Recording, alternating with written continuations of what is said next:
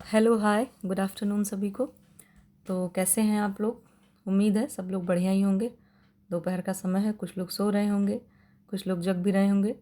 जो लोग सो रहे हैं उनके लिए गुड मॉर्निंग, जग जाइए सब लोग, ठीक है।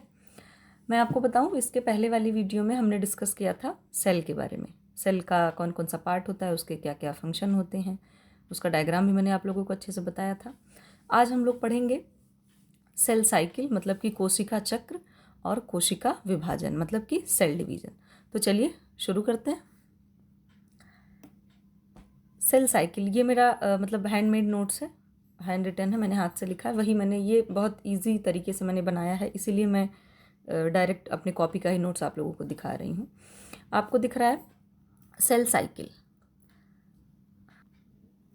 सेल साइकिल का मतलब है कोशिका चक्र। कहने का मतलब ये है, अब आप सोचेंगे कि सेल साइकिल क्या है।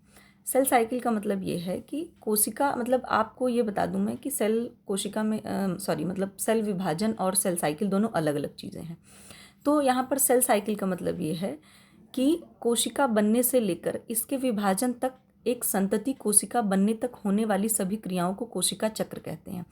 कहने का मतलब ये है कि जो एक एक कोशिका से दो कोशिकाएं बनती हैं, मतलब एक कोशिका से दूसरी, फिर दूसरी से तीसरी, इस तरह से बनता है, इसको तो सेल डिवीज़न कहते हैं। लेकिन एक कोशिका से दूसरी कोशिका बनने तक का जो समय होता है उसी को हम कोशिका चक्र बोलते हैं। आप देख रहे हो कि यहाँ पर एक छोटा सा डायग्राम मैंने बना रखा है, ये जो दो राउंड टाइप का बना हुआ है, जिसमें सेल फॉर्मेशन और सेल डिवीज़न। तो सेल के बनने से लेकर के सेल के डिवीज़न, मतलब के कोशिका के विभाजन तक होने में जो समय लगता है, उसी समय को हम लोग सेल चक्र बोलते हैं, ठीक है। इसके बाद एक ये दो टर्म हैं, हैप्लॉइड सेल और डिप्लॉइड सेल। आपको ये जाइगोट के थ्रू मैंने जो ये दो बना के दिखाया है वो आपको दिख रहा होगा। एक सेकेंड, मैं आपको मार्कर के थ्रू बताती हूँ। ये आपको हैप्लॉइड सेल दिख रहा है और ये आपको डिप्लॉइड सेल दिख रहा है। हैप्लॉइड के नीचे एन लिखा हुआ है, इसका मतलब ये है कि 1 नंबर ऑफ क्रोमोसोम्स। जो जहाँ पर भी मैं हैप्लॉइड सेल बोलूँगी वहाँ पर आपको ये समझना है कि यहाँ पर 1 नंबर ऑफ क्रोमोसोम्स हैं। और जहाँ पर डिप्लॉइड सेल की बात होगी मतलब कि 2n, तो इसका मतलब 2 नंबर, मतलब 2 नंबर ऑफ क्रोमोसोम्स ऊपर लिख रखा है। हैप्लॉइड सेल का मतलब 23 क्रोमोसोम्स, जोड़ी नहीं, 23 क्रोमोसोम्स होंगे सिर्फ, नंबर ऑफ 23 क्रोमोसोम्स। और डिप्लॉइड सेल में होंगे 23 पेयर ऑफ क्रोमोसोम्स, मतलब कि टोटल इसमें 46 क्रोमोसोम्स होंगे, किसमें? डिप्लॉइड में। और हेप्लॉइड में सिर्फ 23 क्रोमोसोम्स होंगे, ठीक है। तो आप इस तरह से याद रख सकते हैं, हेप्लॉइड में 23 क्रोमोसोम्स, डिप्लॉइड में जस्ट उसका डबल, मतलब कि 46 क्रोमोसोम्स। क्रोमोसोम्स को हम हिंदी में गुणसूत्र बोलते हैं, ठीक है। अब आप यहाँ आ जाइए सेल डिवीज़न पे। सेल डिवीज़न का मतलब होता है कोशिका विभाजन। विभाजन का मतलब आप समझ रहे हैं कि एक चीज़ में से एक चीज़ को लेकर के आप उसको कई भागों में बांट देना, ठीक है। तो देख लिए, लिख रखा है कि formation of daughter cell from a mom cell to called division. कहने का मतलब ये है, एक मात्र कोशिका से, आप मात्र कोशिका मतलब ये समझिए कि एक नॉर्मल एक सेल है, उसी एक सेल से उसी के सेम जैसी दो सेल्स बनती हैं, ठीक है। तो मतलब आप ये कह सकते हैं कैसे, एक माँ की दो बेटियां हों, बिल्कुल सेम उसी के जैसी होती हैं, ठीक है, उन्हीं के जैसे हाथ पैर सारी चीज़ें होती हैं। तो आप ये समझ लो कि एक जो मतलब सेल है उसी से दो डॉटर सेल बनती हैं, ठीक है। जो दो डॉटर सेल बनती हैं उन्हीं को हम लोग सेल डिवीजन बोल रहे हैं, मतलब कि एक कोशिका से दो और कोशिकाएं बनेंगी सेम उसी तरीके से, इसी को हम लोग कोशिका विभाजन बोल रहे हैं, ठीक है। नेक्स्ट है आपका सेल साइकिल। अब सेल साइकिल कैसे कैसे होती है? सेल साइकिल का मतलब यह है कि जो कोशिका विभाजन होता है उसका पूरा एक चक्र होता है ना, उसका पूरा चक्र होगा। और वो चक्र कैसे कैसे होता है उसी के बारे में आपको पढ़ना है। तो सेल साइकिल जो होती है इसमें दो फेज होते हैं, ठीक है। पहला है आपका ये इंटरफेज। क्या है? इंटरफेज। और दूसरा है आपका माइटोसिस या फिर माइटोटिक फेज, ठीक। तो जो इंटरफेज होता है, it is the phase in which cell prepare itself for the cell division. कहने का मतलब होता है जिस तरीके से आप अपने एग्जाम देने, 2 घंटे का एग्जाम देने के लिए आप 2 साल तक तैयारी करते हैं, उसी तरीके से सेल डिवाइड होने के लिए पहले अपने आप को प्रिपेयर करती है। तो ये वह अवस्था है कि जिसमें सेल जो होती है, कोशिका, अपने आप को कोशिका विभाजन के लिए तैयार करती है। देख लीजिए यहाँ पर कोशिका सेल डिवीजन की तैयारी करती है, मतलब ये देखिए एक सेल है और उससे ये जो दो सेल बनी हुई है तैयारी करती है, ठीक है। तो ये जो इंटरफेज है इसमें आप ये कह सकते हो कि कोशिका अपने आप को प्रिपेयर करती है, किसके लिए? कोशिका विभाजन के लिए। जो दूसरा आपका है माइटोटिक फेज, उसमें ये होता है सूत्री विभाजन, हिंदी में बोलते हैं। जिस क्रिया या अवस्था में सेल का विभाजन होगा उसे सूत्री विभाजन कहते हैं। यहाँ तो इंटरफेज में क्या था, सेल अपने आप को प्रिपेयर कर रही है, और माइटोटिक फेज में क्या कर रही है, वहाँ पर डिवीजन होगा। इंटरफेज में सेल का डिवीजन नहीं होगा, सिर्फ सेल अपने आप को तैयार करेगी, जैसे आप एग्जाम देने के लिए अपने आप को तैयार करते हैं। आई होप क्लियर होगा आपको, ठीक है। तो चलिए सबसे पहले हम डिस्कस करेंगे इंटरफेज, कि इंटरफेज में सेल के अंदर क्या क्या परिवर्तन होते हैं, ठीक है। अब ये आपका है इंटरफेज, ठीक है। ये जितना आपको पूरा ये दिख रहा है, ये है आपका इंटरफेस, ठीक है। इंटरफेस में ये आपको डायग्राम दिख रहा होगा, ये जो बन रखा है ये, ठीक है। आपको ये समझना है कि ये जो ब्लैक स्केच से आपको दिख रहा है, यहाँ से शुरू है और पूरा यहाँ तक है, ठीक।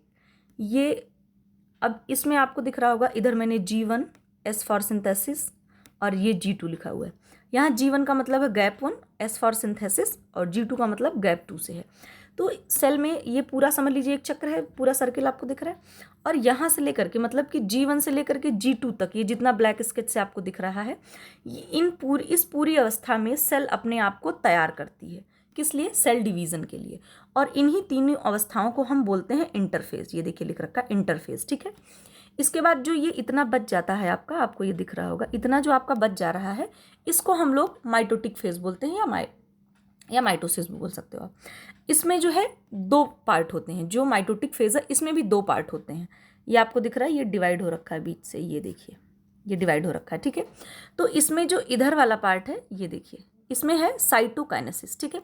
साइटोकाइनेसिस क्या आगे बताएंगे। साइटो का मतलब आप लोग साइटोप्लाज्म से समझेंगे, ठीक है। लिख रखा है cyto is related to cytoplasm. तो साइटोकाइनेसिस का मतलब कोशिका द्रव्य का विभाजन, ठीक है।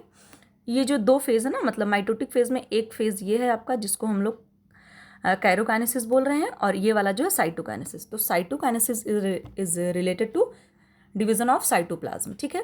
और जो कैरियोकाइनेसिस है, ये क्या है, ये केंद्रक का विभाजन है। कैरियो का मतलब न्यूक्लियस, ठीक है। तो ये आपका, आई थिंक आपको समझ आ गया होगा कि ये जितना G1 से लेकर के G2 तक का जो फेज है, ये ब्लैक स्केच वाला पोर्शन, ये आपका पूरा इंटरफेज है। सेल अपने आप को इसमें तैयार करती है कि हमें सेल डिवीजन करना है। और ये जो आपको ये 10% पार्ट दिख रहा है, ये इसी में होता है सेल डिवीजन, और इस फेज को हम एम फेज या फिर माइटोटिक फेज बोलते हैं। और जिसमें सेल अपने आप को तैयार करती है उसको हम इंटरफेज बोलते हैं। अगर एग्जाम में आपसे क्वेश्चन पूछा जाता है कि वह कौन सी अवस्था है जिसमें सेल अपने आप को सेल डिवीजन के लिए प्रिपेयर करती है, तो आप बताएंगे इंटरफेज। और अगर ये आता है कि वह कौन सी अवस्था है जिसमें सेल डिवीजन होता है, तो आप उसको एम फेज बताएंगे या फिर माइटोटिक फेज। एम फेज का मतलब एम फॉर माइटोटिक है यहाँ पे, ठीक है। अब यही चीज़ें यहाँ पे डिटेल में दे रखी है। G1 का मतलब गैप 1 या फिर ग्रोथ 1 भी कहीं कहीं लिखा होता है, और S फॉर सिंथेसिस, G2 का मतलब गैप 2 या फिर ग्रोथ 2 आप बोल सकते हैं, और M का मतलब माइटोसिस या फिर माइटोटिक, ठीक है। और यहाँ पर एक चीज़ और आपको दिख रही होगी, सेल अपना मैक्सिमम टाइम इंटरफेज में लगाती है। सेम वही बात है कि एग्जाम देना है सिर्फ 1 दिन, ठीक है, लेकिन हम पूरी तैयारी कितनी करते हैं, कितने महीने तक करते हैं, कितने घंटों हम पढ़ते हैं। आप ये भी कह सकते हो शादी 1 दिन होती है, लेकिन सोचो शादी की प्रिपरेशन कितने दिन तक लोग करते हैं, ये शॉपिंग, ये पार्लर, दुनिया भर की चीज़ें, ठीक है। और एक चीज़ और है, G1 S एंड G2, ये देखिए आप लिख रखा है G1 S एंड G2, मतलब कि gap 1 synthesis and gap 2 is called interface. इन तीनों को मिला करके ही हम इन तीनों को ही मिला करके हम जो है इंटरफेस की अवस्था बताते हैं। जैसे ये पूरा था, ये वाला जो फेस था, ये देखिए पूरा तीनों को मिला करके यहाँ पर हम इसको इंटरफेस की अवस्था बोल रहे हैं, ठीक है। अब ये जो है इन तीनों अवस्थाओं में क्या क्या होता है, हम उसके बारे में पढ़ेंगे, ठीक है। चलिए, सबसे पहला आपका है G1 का मतलब गैप 1 या ग्रोथ 1। इसमें नॉर्मल सी चीज़ होती है, सेल क्या करती है, cell grows in size. Cell का जो साइज होता है वो इंक्रीज होता है, मतलब थोड़ा सा बड़ा होता है। Important proteins and RNA is form, जो कुछ इंपॉर्टेंट प्रोटीन होते हैं, RNA होता है, इनका इसमें फॉर्म होता है। ये सेल का आपको दिख रहा है, बीच में न्यूक्लियस है, मतलब कि वही केंद्रक, और ये आपका सेंट्रोसोम है। आपको याद हो लास्ट वाली वीडियो में मैंने आपको बताया था कि जो सेंट्रोसोम होता है वो सेल डिवीजन के लिए रिस्पॉन्सिबल होता है। तो यहाँ पर सेंट्रोसोम की बहुत अहम भूमिका होगी, ठीक है।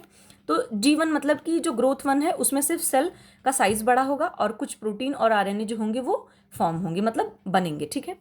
अब आपका S1 है, ये सिंथेसिस, ठीक है, S फॉर सिंथेसिस। तो इसमें क्या होता है कि centrosome and DNA replication takes place. जो सेंट्रोसोम था, जो सेल डिवीजन में बहुत अहम भूमिका निभाएगा, और आपका DNA क्या था, डीऑक्सी राइबोन्यूक्लिक एसिड।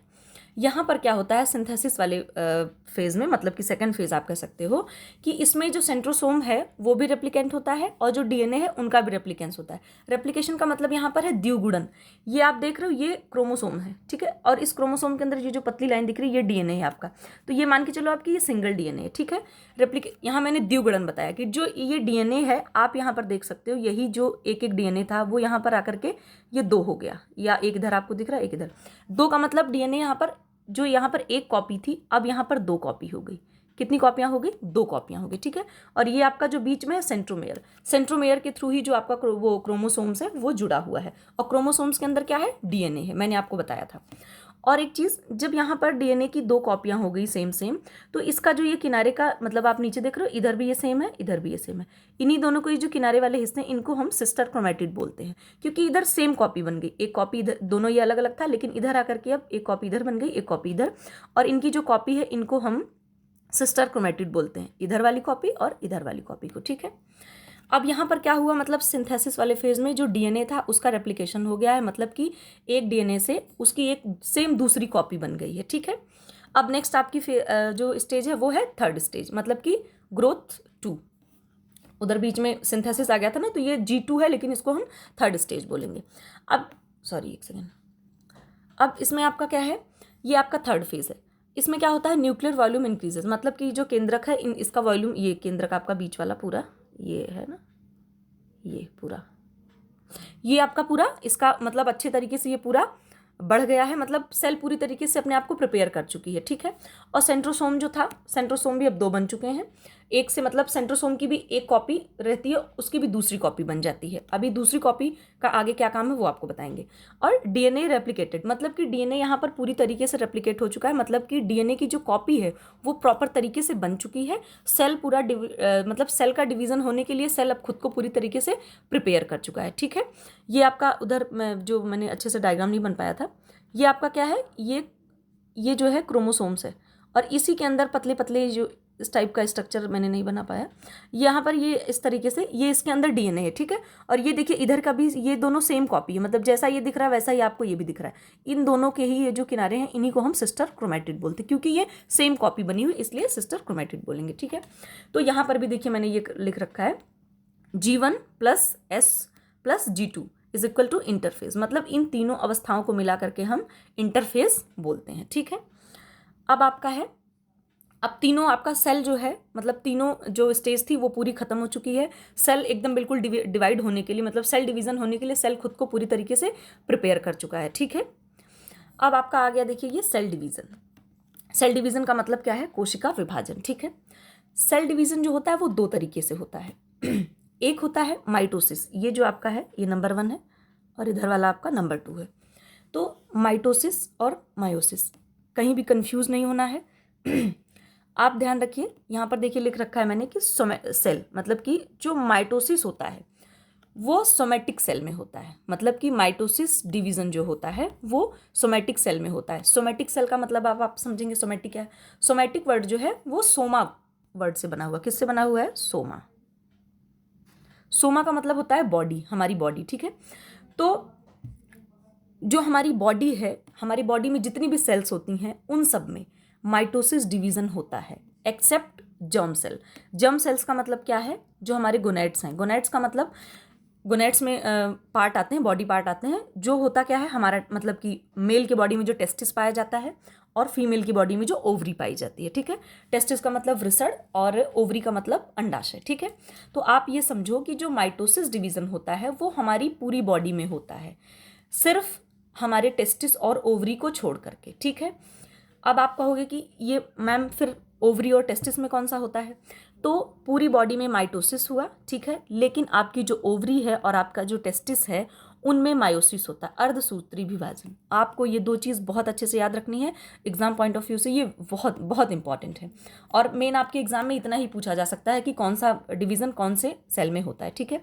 तो ये जो मतलब जो हम सोमा का मतलब मैंने बॉडी बताया, तो सोमैटिक सेल का मतलब है, देखिए लिख रखा है यहाँ पर, सोमैटिक सेल का मतलब होल बॉडी में होती है। जो हमारे सोमैटिक सेल्स होती है वो हमारे पूरी बॉडी में होती है, ठीक है।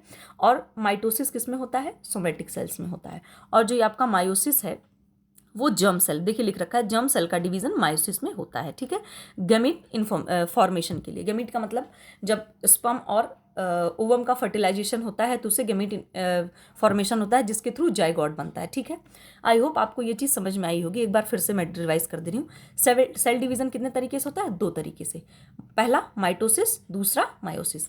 माइटोसिस किस में होता है? हमारी पूरी बॉडी में, जितनी आप मतलब हमारा पूरा शरीर है सब जगह माइटोसिस डिवीजन होता है, ठीक है। और जो हमारा ओवम है मतलब कि वही हमारी ओवरी और टेस्टिस में जो है मायोसिस सेल डिवीजन होता है, ठीक है। अभी आगे कैसे कैसे होगा मैं पूरा आपको बताऊंगी, एकदम टेंशन की बात नहीं, आप आराम से समझिए। और अगर आपको नहीं समझ आता है तो कमेंट करिएगा, मैं फिर से दूसरे तरीके से समझाने की पूरी कोशिश करूंगी, ठीक है। ये थोड़ा सा कन्फ्यूजन टॉपिक हो जाता है बट कोई नहीं, हम ट्राई तो कर सकते हैं ना। अब आपका है ये माइटोसिस डिवीजन। माइटोसिस डिवीजन होता कैसे है? यूकैरियोटिक में माइटोसिस डिवीजन होगा। यूकैरियोटिक का मतलब यहाँ पर 2 टर्म है, मैंने आपको नहीं बताया था उसमें। यूकैरियोटिक का मतलब होता है वे जीव जिनके अंदर न्यूक्लियस और सेल के जितने भी ऑर्गेनील हैं वो प्रेजेंट हों, ठीक है। और प्रोकैरियोटिक का मतलब वो सेल जिनके अंदर न्यूक्लियस नहीं प्रेजेंट होता है, ठीक है। तो यूकैरियोटिक सेल जो जितने भी जिनके अंदर भी यूकैरियोटिक सेल होगी उनके अंदर माइटोसिस डिवीजन होगा, माइटोसिस डिवीजन, ठीक है। इसके बाद अकर्स इन सोमेटिक सेल, कहने का मतलब ये है जो माइटोसिस डिवीजन है वो सोमेटिक सेल में होगा। सोमेटिक का मतलब मैंने क्या बताया? सोमा, मतलब हमारी बॉडी। तो जो ये माइटोसिस डिवीजन होता है वो हमारे पूरे शरीर में होता है। It includes karyokinesis, cytokinesis. उधर अभी जब हमने पूरा चक्र पढ़ा था तो वो मैंने बताया था आपको कि G1 था, फिर S फॉर सिंथेसिस था, G2 था, फिर M फेज में दो तरह का था डिवीजन, कैरियोकाइनेसिस और साइटोकाइनेसिस। कैरियोकाइनेसिस का मतलब न्यूक्लियस डिवीजन होगा, मतलब जो केंद्रक है केंद्रक का विभाजन होगा। और साइटोकाइनेसिस का मतलब साइटोप्लाज्म का, मतलब कि कोशिका द्रव्य का विभाजन होगा, ठीक है। माइटोसिस डिवीजन में मदर सेल के जैसी ही डॉटर सेल बनती है, ठीक है। जो माइटोसिस डिवीजन होता है उसमें जैसे मान लीजिए ये सेल है, ये पूरी एक सेल है, ठीक है, ये सेल है।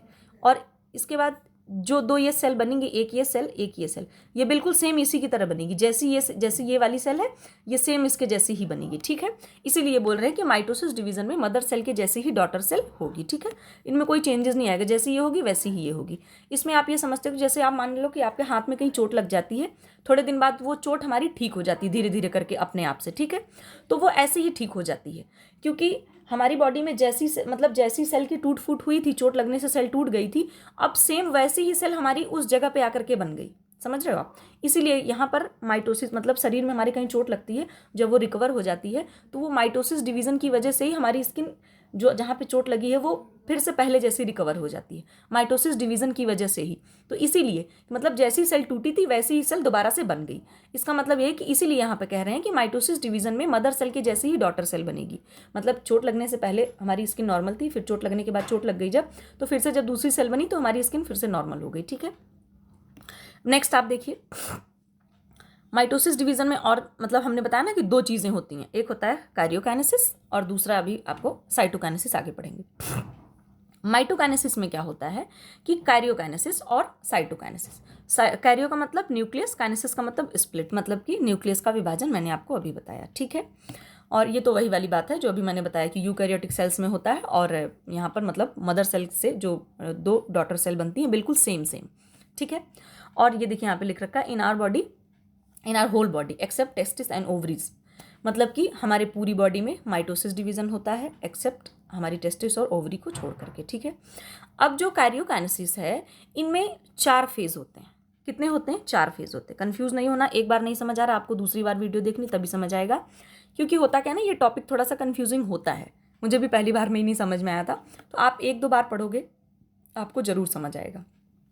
माइटोसिस डिवीजन में जो कैरियोकाइनेसिस है उनके 4 पार्ट होते हैं, ठीक है।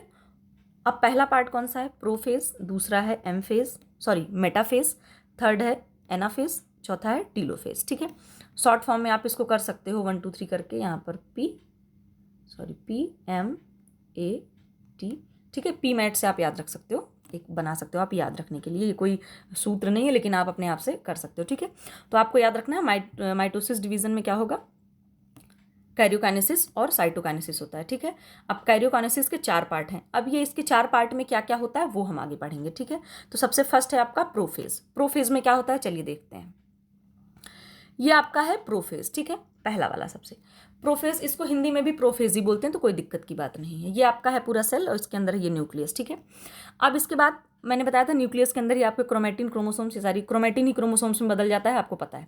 अब जो क्रोमेटिन धागे थे, chromatin condense in the chromosomes, मतलब कि जो क्रोमेटिन फाइबर था वो अब क्रोमोसोम्स में धीरे धीरे कन्वर्ट होने लगता है, ठीक है। देख रख ये आपको देखिए क्रोमेटिन है ये। इसके बाद ये जो आपको पतले पतले दिख रहे हैं ये होते हैं स्पिंडल फाइबर। स्पिंडल फाइबर एक तरह का प्रोटीन होता है, ठीक है। तो जो प्रोफेज है, मतलब सबसे पहला वाला जो फेज है, पहला स्टेज आप कह सकते हो, क्रोमेटिन फाइबर जो होते हैं वो क्रोमोसोम्स में बदलने लग जाते हैं और स्पिंडल फाइबर का भी जो है फॉर्मेशन स्टार्ट हो जाता है और न्यूक्लियर मेम्ब्रेन स्टार्टेड डिसअपियरिंग। मतलब कि जो न्यूक्लियर मेम्ब्रेन का मतलब क्या था, जो न्यूक्लियस के किनारे वाला भाग है, जो केंद्रक झिल्ली है, ये देखिए केंद्रक झिल्ली, मतलब जैसे कोशिका की झिल्ली थी उसी तरह केंद्रक की झिल्ली होती है, किनारे वाला। आप देखो यहाँ पे हल्का डॉट डॉट बन रखा है। डिसअपियरिंग का मतलब गायब होना। पहले वो धीरे धीरे, अब वो इस फेज में जो न्यूक्लियर मेम्ब्रेन है वो धीरे धीरे गायब होने लग जा रही है, क्रोमेटिन क्रोमोसोम्स में बदल रहा है और स्पिंडल फाइबर भी धीरे धीरे बनना स्टार्ट हो रहा है। क्रोमोसोम्स पहले देखिए ऐसे ऐसे होते थे, ऐसे ऐसे फाइबर के जैसे होते हैं, लेकिन अब आप देखो यहाँ पे कंडेंस हो रहे हैं, ये मतलब कि पास पास आ रहे हैं, ठीक है। ये आपका पहला फेज है। अब आपका दूसरा फेज क्या है, मेटाफेज। मेटा से आप याद रख सकते हो मिड में, मतलब ये बीच वाला भाग है। तो क्रोमोसोम्स एक लाइन में लग जाते हैं। जो क्रोमोसोम्स वहाँ पर अभी मतलब कंडेंस हो रहे थे, अब वो क्या करते हैं कि यहाँ पर देखिए ये क्रोमोसोम्स है, ये जो आपको दिख रहा है, बहुत अच्छा डायग्राम नहीं बन पाया है, ये क्रोमोसोम्स है, ये जो आपको दिख रहा है 1 2 3 4 5 बन रखा है, ये तो लाइक फ्लावर टाइप स्ट्रक्चर ये है, ठीक है। ये क्रोमोसोम्स है और ये जो बीच में ब्लैक दिख रहा है ये सेंट्रोमेयर है। अब सेंट्रो बताया था ना, तो सेंट्रोसोम 2 हो जाते हैं। अब यहाँ पर क्या होता है, ये जो सेंट्रोमेयर है और ये सेंट्रोसोम है और सेंट्रोसोम के अंदर सेंट्रियोल्स होते हैं। जैसे न्यूक्लियस के अंदर न्यूक्लियोलस होता है, वैसे सेंट्रोसोम के अंदर सेंट्रियोल। ये जो स्पिंडल फाइबर हैं, स्पिंडल फाइबर जोड़ने का काम करते हैं। ये जो क्रोमोसोम्स हैं उनको वो मतलब कि ये सेंट्रोमेयर और सेंट्रियोल, ये जो स्पिंडल फाइबर हैं ये क्रोमोसोम्स को सेंट्रोसोम से जोड़ने का काम कर रहे हैं, ठीक है। और यहाँ पर क्या होता है, इस स्टेज में जो क्रोमोसोम्स हैं यहाँ पर आप देखो, वहाँ वो कंडेंस थे, यहाँ पर लेकिन वो पूरी एक लाइन में लग गए। कौन लग गया, क्रोमोसोम्स। और क्रोमोसोम्स जो ये जुड़े हुए हैं ये सेंट्रोमेयर के थ्रू जुड़े हुए हैं।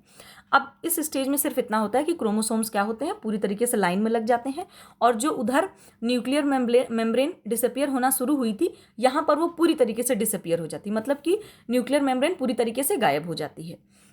अब आपका थर्ड स्टेज आएगा, ठीक है। क्रोमोसोम्स यहाँ पर लाइन में लग चुके हैं और ये जुड़े हुए हैं सेंट्रोसोम से, और जो क्या कहते हैं न्यूक्लियर मेम्ब्रेन पूरी तरीके से गायब हो चुकी है। ये आपकी सेकंड स्टेज थी। अब आपकी थर्ड स्टेज है एनाफेज, ठीक है। एनाफेज में क्या होता है कि आप देखा ना आपने कि एक बार फिर से देखिए, ये देखिए जो क्रोमोसोम्स हैं, सॉरी, ये जो क्रोमोसोम्स हैं ये पूरी तरीके से आप देख रहे हैं कि ये पूरा एक लाइन में लगा हुआ है, ठीक है। मैं ज़्यादा करूँगी तो खराब हो जाएगा। ये पूरी एक तरीके से लाइन में लगी हुई है मेटाफेज में, ठीक है। अब आप इधर आ जाओ एनाफेज में। एनाफेज में आपका क्या हो रहा है कि ये देखो जो क्रोमोसोम्स ये पास पास में जुड़े हुए थे अब वो अलग हो गए। देखिए आधा उधर चला गया, आधा इधर चला गया। हम सेल डिवीजन पढ़ रहे हैं ना, दोनों अलग अलग होगा तभी तो 2 सेल बनेंगी। अब यहाँ पर क्या हो गया कि ये जो आपका इधर था सेंट्रोसोम, ये जो 2 सेंट्रोसोम मैंने बताया था ना कि जब डीएनए की कॉपी हुई थी तो उसी टाइम सेंट्रोसोम की भी कॉपी हुई थी। अब दोनों सेंट्रोसोम एक इधर चला गया और एक इधर आ गया, ठीक है, एक इधर और एक इधर। और जो क्रोमोसोम्स थे वो भी पहले उधर एक पास में थे, एक साथ आ गए थे, दोस्ती हो गई थी, अभी दोस्ती अलग हो गई, ठीक है। उधर चला गया, इधर चला गया, ठीक है। अब सेंट्रोसोम क्या हुआ, अलग हो गया। समझ में आई बात। ये जो बीच में सेंट्रियोल था ये जो है सेंट्रोमेयर धीरे धीरे धीरे खिसक के इधर चला गया और ये इधर चला गया, ठीक है। अब यहाँ पर जो क्रोमोसोम था वो पूरी तरीके से अलग हो गया। देखो लिख रखा है गुणसूत्र move towards opposite poles of the cell. ये जो सेंट्रोमेयर था ये भी खिसक के इस पोल की तरफ चला गया और ये इस पोल की तरफ चला गया, ठीक है। तो मतलब कि इधर वाला क्रोमोसोम्स इधर जा रहा है और इधर वाला क्रोमोसोम्स इधर आ रहा है, दोनों अलग हो गए। गुणसूत्र मतलब गुणसूत्र टूट जाता है और विपरीत ध्रुवों की ओर बढ़ने लगता है। मतलब ये दोनों चिपके हुए थे, अब दोनों अलग हो गए और ये बेचारा अपना इधर आ रहा है, ये अपना, मतलब दोनों अपने अपने रास्ते निकल लेते हैं, ठीक है। ये आपकी 3 स्टेजेस हो गई, ठीक है। अब आपको 4th स्टेज पे आना है जिसका नाम है टीलोफेज, ठीक है। टीलोफेज में क्या होता है, बहुत इंपॉर्टेंट है ये। अब टीलोफेज ये सबसे लास्ट स्टेज है। टीलोफेज में क्या होता है, chromosome are at the poles and are becoming more diffuse. जो क्रोमोसोम्स थे, अब आप देखो कि क्रोमोसोम्स अलग अलग हो गए थे, ठीक है, लेकिन फिर अब ये देखो क्रोमोसोम्स पूरी तरीके से फाइबर की तरह हो गए, बिल्कुल अलग अलग हो गए, दोस्ती पूरी तरीके से खत्म हो गई। ये देख रखो आप, देखो ये क्रोमोसोम्स है, ठीक है। इसके बाद मतलब अलग हो गए, जैसे क्रोमेटिन धागे अलग अलग थे, अब उस तरीके से क्रोमोसोम्स बिल्कुल अलग तरीके से हो गए और जो न्यूक्लियस पूरी तरीके से गायब हो गया था वो अब थोड़ा थोड़ा दिखने लग गया था। और जो साइटोप्लाज्म है वो फोर्थ स्टेज में आते आते वो अंदर की तरफ ऐसे धंसने लगता है। आप देख रहे हो ना, ऐसे धंसने लग रहा है पूरी तरीके से। यहाँ पर ये इस तरीके से हो गया। और इसमें भी देखिए केंद्रक पूरा ये जो वापस पूरा वो टूट गया था, मतलब गायब हो गया था, ये पूरा केंद्रक दिखने लगा और इसके अंदर का पूरा न्यूक्लियोलस दिखने लगा। और ये जो क्रोमोसोम्स एकदम कंडेंस फॉर्म में हो गया था वो फिर से अलग अलग दिखने लग गया। अब जब देखो ये जो और ये इसका साइटोप्लाज्म है, cytoplasm liquid part of the cell. तो ये जो साइटोप्लाज्म है अंदर की तरफ देखो आप, ये धस रहा है ना। अब ये धसते धसते अभी जब साइटोकाइनेसिस होगा तो ये टूट जाएगा। और जब दो टूट जाएगा तो आप खुद सोचो कि जब ये बीच से टूट जाएगा तो ये अलग सेल हो गई, ये अलग, ये वाली देखो आप अलग सेल हो गई और ये वाली जो है वो दोनों अलग सेल हो गई। तो इस फेज में क्या होता है कि क्रोमोसोम्स पूरी तरीके से अलग अलग हो जाते हैं और जो साइटोप्लाज्म है, nuclear envelope is reforming. Nuclear envelope का मतलब वही जो न्यूक्लियर है, न्यूक्लियर फिर से इनफॉर्म मतलब कि फॉर्म होने लगता है। साइटोप्लाज्म में बी डिवाइडिंग। अब साइटोप्लाज्म देखो बिल्कुल आधा हो चुका है, इसको जरा सा स्प्लिट होने का थोड़ा सा मोमेंट बचा हुआ है बस। अभी आगे साइटोकाइनेसिस में क्या होगा कि साइटोकाइनेसिस में ये साइटोप्लाज्म बिल्कुल तरीके से अलग हो जाएगा और ये जो आपकी दो सेल्स, मतलब एक इधर वाली सेल और एक इधर वाली सेल, ठीक है। तो ये आपकी पूरी 4 स्टेजेस हो गई, ठीक है। प्रोफेज, मेटाफेज, एनाफेज, टीलोफेज, ठीक है। अब आपको साइटोप्लाज्म का डिवीजन पढ़ना है, उसको देखते हैं। यह है आपका साइटोकाइनेसिस। साइटोकाइनेसिस का मतलब क्या है? Division of cytoplasm. ये आप देखो उधर पूरा ये धसा हुआ था अंदर, ठीक है। इधर देखिए पूरा धस गया, अलग अलग सेल बन गई। ये आपका केंद्रक हो गया, इसके अंदर का वो न्यूक्लियोलस हो गया, ये आपका एंडोप्लाज्मिक रेटिकुलम, इधर माइटोकॉन्ड्रिया, लाइसोसोम, ठीक है। Cytoplasm divided into 2 part. कोशिका द्रव्य का विभाजन होने की वजह से क्या हो गया, 2 नई सेल बन गई। एक आपकी ये सेल बन गई और एक आपकी ये सेल बन गई। तो ये आपका क्या हो गया, माइटोसिस डिवीजन था ये आपका, ठीक है। अब ये देखिए मैंने लिख रखा है, division of cytoplasm is known as cytokinesis. कोशिका द्रव्य का विभाजन ही साइटोकाइनेसिस कहलाता है, ठीक है। तो आई थिंक आपको माइटोसिस समझ में आया होगा। आगे थोड़ा सा और देख लेते हैं, आपको पूरा ये देख लीजिए। माइटोसिस को मैंने एक जगह कर रखा है। माइटोसिस में जो डिवीजन होता है उसमें माइटोसिस डिवीजन हमेशा डिप्लॉइड सेल में होता है। डिप्लॉइड सेल का मतलब मैंने क्या बताया था, इसमें 2 नंबर ऑफ क्रोमोसोम्स होते हैं, या आप सीधे 2 नंबर आप छोड़ दो, आप सीधे ये समझो कि कितने क्रोमोसोम्स होते हैं, 46। डिप्लॉइड का मतलब डबल समझो आप, ठीक है। और अगर हम 46 का हाफ कर देंगे तो 23 हो जाएगा। जिसमें 23 होगा उसमें हैप्लॉइड का माना जाएगा उसको। तो यहाँ पर डिप्लॉइड का मतलब आपको ये समझना है 46 क्रोमोसोम्स, ठीक है। तो जो माइटोसिस डिवीजन होता है वो हमेशा डिप्लॉइड सेल में होता है, ठीक है। डिप्लॉइड सेल का मतलब 46 क्रोमोसोम्स जिसके अंदर होंगे उनको हम डिप्लॉइड सेल बोलेंगे। अच्छा, अब लिख रखा है देखिए कि mitosis is the type of cell division that result in the formation of 2 daughter cell. Same वही बात फिर से एक बार मैंने आपको रिपीट कराने की कोशिश की है कि माइटोसिस उस प्रकार का सेल डिवीजन है या कोशिका विभाजन है जिसमें एकमात्र कोशिका से 2 पुत्री कोशिकाएं बनती हैं। मतलब कि सेम एक कोशिका से उसी की तरीके 2 कोशिकाएं और बनती हैं, ठीक है। और उसमें सेम नंबर ऑफ क्रोमोसोम्स होते हैं। मैंने आपको बताया ना कि देखिए 46, इस सेल में 46 क्रोमोसोम्स हैं, ठीक है। और जब इसने अपने तरीके की ही 2 कोशिकाएं बनाई तो उसमें भी इसने 46 क्रोमोसोम्स ही आए। कैसे आए 46 क्रोमोसोम्स? क्योंकि मैंने अभी आपको बताया कि जब उसमें हमने पढ़ा कि जब वो सिंथेसिस होता है, सिंथेसिस वाला फेज, तो उसमें जो डीएनए और डीएनए का रेप्लिकेशन होता है, तो उसमें क्या होता है कि जब डीएनए का रेप्लिकेशन वो अपने डीएनए अपने ही जैसे सेम कॉपी एक और बना देता है। तो ये जो सेल होती है वो अपने ही जैसी एक कॉपी और बना देती है। तो एक कॉपी इसने एक इधर भेज दी, एक इधर भेज दी, ठीक है। तो 46 क्रोमोसोम्स थे उस, और जो दूसरी 2 कोशिकाएं जो बनाई उसने अपने जैसी, उसमें भी 46 क्रोमोसोम्स आए, उसमें भी। मतलब डिप्लॉइड सेल जो ये थी जिसमें 46 क्रोमोसोम्स थे, उसने जो 2 और कोशिकाएं बनाई उनमें 46 क्रोमोसोम्स ही हैं। 46 इधर, 46 इधर।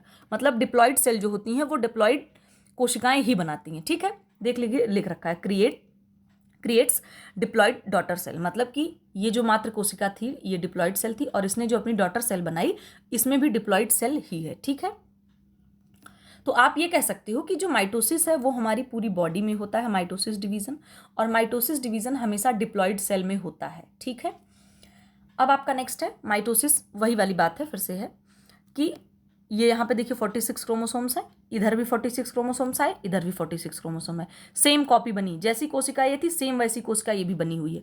ये वाली भी एक पेरेंट सेल से 2 डॉटर सेल बनी, ठीक है। ये पेरेंट सेल है, और ये डॉटर सेल है, ठीक है। सिग्निफिकेंस ऑफ माइटोसिस, कहने का मतलब इसका क्या महत्व है माइटोसिस का। Mitosis is a equational division, कहने का मतलब इसमें बराबर बराबर भागों में विभाजन होता है। जैसे आपने देखा 46 क्रोमोसोम्स वाली सेल थी, तो इसने 46 क्रोमोसोम्स वाली ही 2 सेल बनाई, एक इधर और एक इधर, ठीक है, इसीलिए इसको इक्वेशनल डिवीजन बोल रहे हैं। दूसरा, it founds in diploid cell only, मैंने बताया डिप्लॉयड सेल में ही माइटोसिस डिवीजन होता है। डिप्लॉयड सेल का मतलब 46 क्रोमोसोम्स वाली cells. Mitosis is necessary for all cell growth and cell multiplication. Cell growth का मतलब क्या है, हमारी बॉडी में हमेशा टूट फूट होती रहती है, हमारी जो स्किन की लेयर है वो भी हमेशा शेड होती रहती है, तो मतलब हमारी स्किन हमेशा रिकवर करती रहती है। आप देखते हो ना, कोई भी दिक्कत होती है तुरंत 2-4 दिन में सब घाव भर जाते हैं, वो इसीलिए भर जाते हैं। क्यों? क्योंकि माइटोसिस डिवीजन के थ्रू हमारे शरीर में हमेशा नई सेल्स बनती रहती हैं, या कोई भी सेल टूट गई तो उसकी रिपेयरिंग होती रहती है। इसलिए जो माइटोसिस है वो हमारे शरीर की जो कोशिकाएं हैं उनकी ग्रोथ के लिए, उनके मल्टीप्लिकेशन के लिए आवश्यक है। To replace worn out cells, मतलब जो डैमेज सेल हैं, जो टूट फूट गई हैं, उनको भी रिप्लेस करने के लिए, रिकवर करने के लिए माइटोसिस डिवीजन ज़रूरी है। आई थिंक माइटोसिस डिवीजन आपको क्लियर हुआ होगा। अगर नहीं क्लियर हुआ है तो इसको आप दूसरी बार देखना, आपको ज़रूर समझ आएगा, और रिलेट करने की कोशिश करिएगा, ठीक है। रिलेट करने से आपको अच्छे से समझ आएगा। अब दूसरा आपका है मायोसिस, ठीक है। हमने पढ़ा था ना कि सेल डिवीजन 2 तरह का है, माइटोसिस, दूसरा है मायोसिस।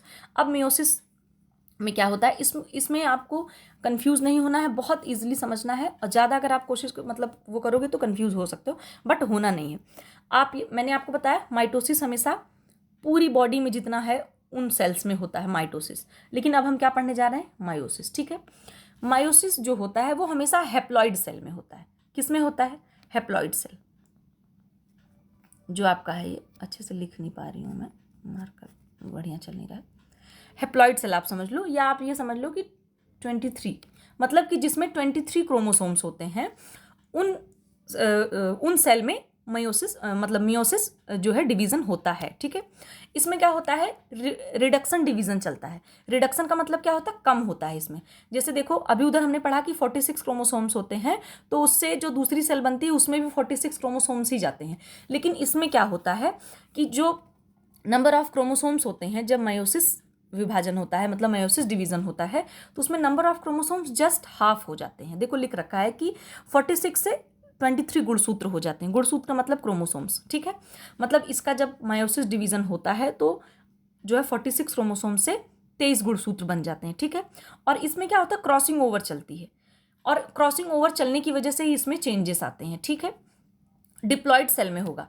इसमें क्या होता है कि जो क्या कहते हैं, जो मायोसिस होता है, ये क्या कहते हैं, ये जो 46 क्रोमोसोम्स होते हैं वो डिप्लॉयड सेल में होते हैं। वही वाली बात यहाँ लिखी हुई है, कंफ्यूज नहीं होना है। इसके बाद सेक्सुअल रिप्रोडक्शन ऑर्गेनिज्म में मियोसिस होता है। सेक्सुअल रिप्रोडक्शन हमारी बॉडी में कब होता है, जब स्पर्म और ओवम एक साथ फर्टिलाइज्ड होते हैं, तब जो है गेमीट फॉर्मेशन होता है, उसी को फर्टिलाइजेशन बोलते हैं। तो जब हमारे शरीर से, आप ये समझो कि फीमेल और मेल की बॉडी से जब स्पर्म और ओवम एक साथ आते हैं तो फर्टिलाइजेशन होता है। उसी समय हमारी बॉडी में मियोसिस डिवीजन चलता है। और मियोसिस किस में होता है, testis and ovary. Testis and, अब आप कहोगे कि मैम एक बार आप स्पर्म बता रही हैं, एक बार टेस्टिस, तो जो स्पर्म होता है वो टेस्टिस में ही पाया जाता है, और जो हमारे ओवम होते हैं वो फीमेल की ओवरी में ही पाए जाते हैं। तो आपको मियोसिस के बारे में ध्यान रखना है कि इसमें क्या होता है कि इसमें 23 गुणसूत्र होते हैं, ठीक है। मतलब कि क्या कहते हैं, हाँ 23 क्रोमोसोम्स होते हैं इसमें आपके। इसमें क्रॉसिंग ओवर चलती है, डीएनए का जो होता है इसमें क्रॉसिंग ओवर चलती है। इसी वजह से जो हम सब दिखते हैं वो सब अलग अलग दिखते हैं। अगर सेम चलेगा, सेम कॉपी बनेगी, तो जितने भी हैं सब आपके भाई बहन, पूरी पॉपुलेशन सब एक जैसी हो जाएगी। तो जो डीएनए का क्रॉसिंग ओवर चलता है इसमें, उसी वजह से हम सब, इवन ट्विंस जो होते हैं वो भी बिल्कुल अलग अलग दिखते हैं, ठीक है। तो इसमें लिख रखा ना, देखिए 3rd नंबर पे, क्रॉसिंग ओवर से ओवर चेंजेस आते हैं। मतलब जो डीएनए का क्रॉसिंग ओवर होता है उसी वजह से हम एक दूसरे जैसे नहीं दिखते, सब अलग अलग दिखते हैं, ठीक है। और सेक्सुअल रिप्रोडक्शन का मतलब वही है कि जब गेमीट फॉर्मेशन होता है, मतलब स्पर्म और ओवा का फर्टिलाइजेशन होता है, तभी हमारी बॉडी में मियोसिस डिवीजन होता है, ठीक है। अब इसमें थोड़ा सा आगे और देख लेते हैं। इसमें देखिए मियोसिस को थोड़ा फिर से कर रखा है। Meiosis is a type of cell division that results in the formation of 4 daughter cells, each with half the number of chromosomes as the present cell. Mitosis में मैंने आपको बताया कि उसमें क्या होता है, एक मात्र सेल से 2 सेल बनती हैं, सेम बिल्कुल उसी तरीके से बनती हैं, ठीक है। लेकिन इसमें क्या होता है कि इसमें जो मतलब मायोसिस डिवीजन में क्या होता है कि एक सेल से उसमें 4 डॉटर सेल बनती हैं, ठीक है। कितनी बनती हैं? 4 डॉटर सेल बनती हैं with the half number of chromosomes. उसमें था कि same number of chromosomes mitosis में, लेकिन मायोसिस में क्या है कि each with half number of chromosomes, मतलब कि इसमें 46 से 23 क्रोमोसोम्स हो जाते हैं, ठीक है। और ये जो होता है, और मायोसिस जो होता है वो देखो लिख रखा है क्रिएट्स हैप्लॉइड डॉटर सेल, मतलब कि ये हैप्लॉइड सेल में होता है, ठीक है। अब आप कहोगे कि मैम हाफ नंबर क्रोमोसोम्स क्या मतलब है? मतलब मान लीजिए ये एक सेल है, ठीक है, जिसमें 46 क्रोमोसोम्स हैं। देखो 2n का मतलब है डबल कॉपी ऑफ क्रोमोसोम्स, ठीक है, मतलब 46। तो इसमें क्या है, ये 46 क्रोमोसोम्स हैं, ठीक है। अब यहाँ पर जब यहाँ पर मेयोसिस डिवीजन होगा तो ये क्या करेगा कि इधर मान लीजिए ये नॉर्मल सी हुई सेल डिवीजन, 46 भेजा इसने। अब यहाँ पर भी 46 आया, यहाँ पर भी 46। फिर जब मेयोसिस में फिर से डिवीजन होगा, तो जब इसमें डिवीजन होगा तो ये यहाँ पर 46 क्रोमोसोम्स है ये आपका, ठीक है। अब इसने 46 क्रोमोसोम्स को क्या किया, इसने 23 को इधर भेजा, 23 को इधर भेजा। फिर इसके पास भी 46 था, इसने भी 23 को इधर भेजा, 23 को इधर भेजा। तो ये होता है आपका मेयोसिस। और मेयोसिस में ही, और जहाँ पर क्रोमोसोम्स का मतलब जहाँ पे 46 क्रोमोसोम्स हैं उनका जब जस्ट हाफ क्रोमोसोम्स हो जाएगा तो इसी को हम हैप्लॉइड सेल ऑफ डिवीजन बोलते हैं, ठीक है। मतलब आप ये समझ लो कि जो मेयोसिस डिवीज़न है उसमें जो सेल्स होती हैं वो आधी आधी डिवाइड हो जाती हैं। मतलब आप ये सोच लो कि इसमें एक पेरेंट सेल से 2 सेल नहीं बनती बल्कि 4 सेल बनती हैं। और जो 2 सेल, ये तो नॉर्मल डिवीज़न था ये, इसके बाद जब इसमें 46 क्रोमोसोम्स हैं तो ये 23 इधर भेजेगा, 23 इधर, 23 इधर, 23 इधर, ठीक है। तो आप ये कह सकते हो कि जो मायोसिस है उसमें हमारे क्रोमोसोम्स जस्ट हाफ हो जाते हैं, आधे इधर आधे इधर, ठीक है। और माइटोसिस में क्या होता है कि 46 ऊपर हैं तो 46 भी इधर आएंगे, 46 भी इधर आएंगे। लेकिन मायोसिस के बाद ये जो 46 मतलब 46 इधर है, 46 इधर है, तो ये 46 का जब हाफ करेंगे 23 इधर आ जाएगा, 23 इधर आ जाएगा। इसके पास भी 46 है, ये इधर भेज देगा 23 को और इधर भेज देगा 23 को, ठीक है। और 2 चीज़ आप बिल्कुल याद रखिए कि जो माइटोसिस है वो डिप्लॉइड सेल में होगा और जो माइटोसिस है वो हैप्लॉइड सेल में होगा, ठीक है। हैप्लॉइड का मतलब, अगर आप मान लीजिए एग्जाम में क्वेश्चन आता है कि हैप्लॉइड सेल में नंबर ऑफ क्रोमोसोम्स क्या होते हैं, आपको याद रखना है जस्ट हाफ, मतलब कि 23 क्रोमोसोम्स, ठीक है। और अगर डिप्लॉइड का पूछता है तो आपको 46 बताना है, मतलब कि 46 क्रोमोसोम्स होते हैं। तो आई होप आपको पूरा समझ आया होगा, और अगर नहीं समझ आया है तो फिर से आप कमेंट सेक्शन में बताइएगा, मैं और तरीके से आपको क्लियर करने की कोशिश करूँगी। बाकी देखिए वीडियो कैसी लगती है बताइएगा, और अपनी पढ़ाई को बिल्कुल जारी रखिए। डेली कुछ न कुछ रिवीजन करते रहिए। सुनने में आ रहा है कुछ दिन में वैकेंसी भी आएगी टीजीटी पीजीटी की। होम साइंस में तो बहुत ज़्यादा मतलब नंबर ऑफ़ वैकेंसी बहुत ज़्यादा नहीं होती है, लेकिन फिर भी आपको अपने लिए एक सीट चाहिए, ठीक है। तो मैं आप लोगों को यही सजेस्ट करूँगी, पढ़िए, अभी से पढ़िए। और जिस तरह से आप डेली समझ लीजिए आपका डेली का रूटीन है पढ़ने का, मतलब सोने का, जागने का, नाश्ता करने का, हंसने का, अरे मतलब हंसना रोना तो चलता ही रहता है। तो मतलब जो आपको रूटीन है, आप अपने रूटीन में पढ़ाई को भी उसी तरीके से बिल्कुल फॉलो कर लीजिए। एक दिन खाना नहीं खाते हैं चक्कर आने लगता है, तो उसी तरीके से पढ़ाई को भी करिए कि एक दिन आप ना पढ़ें तो आपके दिमाग में खलबली मच जाए, अरे आज तो मैंने कुछ नहीं पढ़ा, आज तो मैंने कुछ भी मीनिंगफुल काम नहीं किया, ठीक है। तो चलिए फिर पढ़ते रहिए, स्वस्थ रहिए और बढ़िया ध्यान रखिए। और एक बार नहीं समझ आ रहा है तो मेरी रिक्वेस्ट है कि आप वीडियो को 2 बार देखें, दोबारा आपको पक्का समझ में आ जाएगा। और फिर भी नहीं समझ आता है तो आप मुझे कमेंट सेक्शन में बता सकते हैं, ताकि मैं आगे आप लोगों का फिर से कुछ हेल्प कर सकूं। चलिए ठीक है, ध्यान रखिए। Okay, have a good day. Okay, tata, bye bye. मिलते हैं फिर नेक्स्ट वीडियो में।